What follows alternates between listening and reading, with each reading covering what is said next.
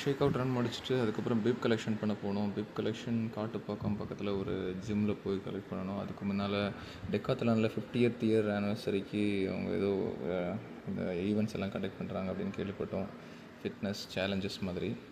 So அதில் போய் participate பண்ணலாம் அப்படின்னு போனோம். அது உடனே ஸ்டார்ட் ஆகலை. கொஞ்சம் நேரம் வெயிட் பண்ணிவிட்டு அதுக்கப்புறமா ஸ்டார்ட் ஆச்சுது. அதுக்கப்புறம் கஜேந்திரன் பண்ணார் புஷ்அப்ஸ் அரவுண்ட் 20 ப்ளஸ் பண்ணார். அதுக்கப்புறம் பிரபு ப்ரோ பண்ணார். ஸோ என்னோடய வீடியோ மட்டும் எடுக்க கொடுத்துருந்தேன். பட்டு ஃபைனலாக அவர் வீடியோ பட்டன் அழுத்த மறந்துட்டாங்க. ஸோ என்னோடய வீடியோ மிஸ் ஆகிடுச்சு. நான் ஒரு 25 ப்ளஸ் பண்ணேன். பிரபு ஒரு 35 ப்ளஸ் பண்ணார் ஸ்பீட். ஸோ டெக்காத்லான் சேலஞ்சஸ் எல்லாம் முடிச்சுட்டு அதுக்கப்புறம் ஜிம் போயாச்சு அங்கே பிப் கலெக்ஷனுக்கு.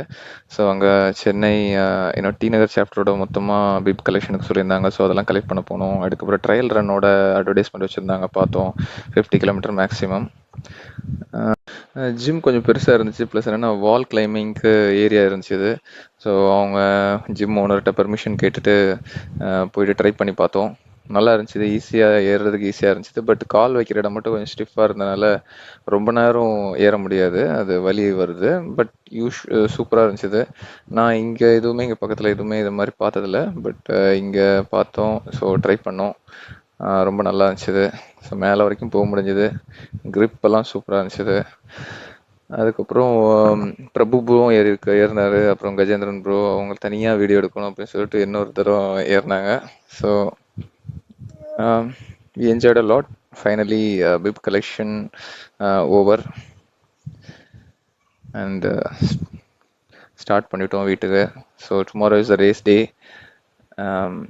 So waiting for that. Subscribe to my YouTube channel if you like running content like this.